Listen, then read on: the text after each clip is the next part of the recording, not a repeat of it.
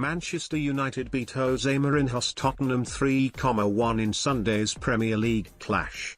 Manchester United star Paul Pogba will certainly have been happy after his side's 3-1 win over Tottenham on Sunday.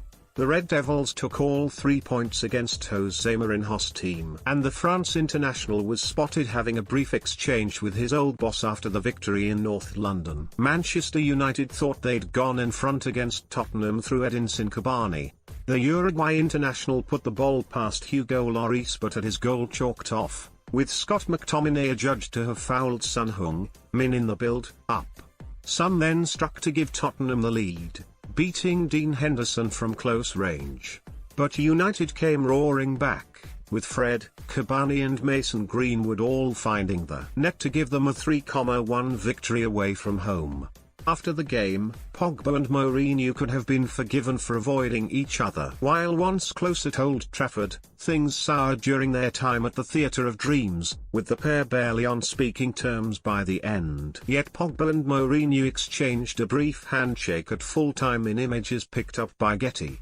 Mourinho was also seen congratulating Luke Shaw on the victory, with the England international another player he had issues with throughout his time at the club. The Tottenham boss was brutal on the former Southampton star behind the scenes, crippling his confidence and giving Solskjaer plenty of rebuilding work to do. Yet Shaw was happy to hug his old boss, with Victor Lindelof and Fred also exchanging pleasantries at the final whistle. Lindelof was signed by Mourinho back in the summer transfer window of 2017, touching down from Portuguese giants Benfica. Yet the Sweden international's best form for the club has come under Solskjaer, who thinks he's the perfect centre-back partner for Harry Maguire. It's a similar story for Fred, too, who has earned plaudits aplenty in the wake of his goal-scoring contribution. Meanwhile, Solskjaer hit out at Son in the aftermath of the contest in the capital, accusing the Tottenham star of exaggerating injury to get Cavani's opener disallowed. "I have to say, if my son stays down like this for 3 minutes and gets 10 of his mates around him, if he gets that in the face from one of his other mates and he needs 10 of his mates to help him up, he won't get any food," he said. But former Sky Sports pundit Richard Keys has now taken aim at the 48-year-old for those words. Ole Gunnar Solskjaer doesn't do irony. He doesn't so funny either. You shouldn't try Ole. It's embarrassing. Sadly, he doesn't do honest. He should definitely try that, he said. "I'm tired of this subject. I really wanted to talk about something else today, but after what happened at Spurs I can't." Before we go any further, this is not anti-Manchester United nor anti-City. It's not anti-Spurs nor anti-Liverpool. It's anti-cheating. And before the scumbags pipe up, my private life is just that, private. One opinion of any event doesn't make it true, certainly not when you read it in the Daily Mail. And how sad is it that the first version of an event that we're told is true is the one we believe? That's it. No more. I've never commented beyond that and I'm not going to now.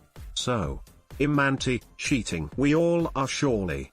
What on earth was Solskjaer thinking when he went into that rant about his son not eating? I'll tell you this, you can see in his face that he was initially going in another direction, but he pulled back knowing that it wasn't a good idea. I'm guessing his daughter was about to get a mention. Yes Ole, you're correct.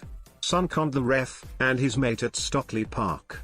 You had a perfectly good goal ruled out. You should and would have led at half-time had it not been, because Spurs wouldn't have scored.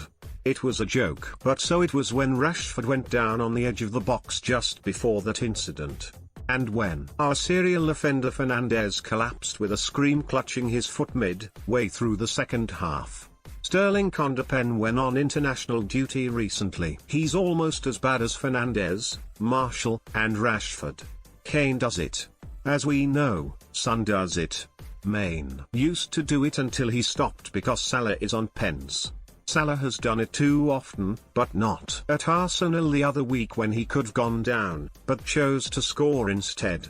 Good on him on that occasion. United are now nearing 40 penalties across 2 seasons. I'll repeat what I've said before, that's an impossible stat. Compare it to penalties given to Burnley, West Ham, Newcastle, and West Brom, who I don't think have had 6 between them. Hold on, Teresa theme here. I'll come back to it. My point about Solskjaer is simple. This weekend he was the bite a bit. How on earth can he complain about players conning refs if he won't stop his own team doing it? He sits, with a smug satisfied face, week after week watching the three amigos go over when they've been sneezed on. Fernandes did it in Europe last week.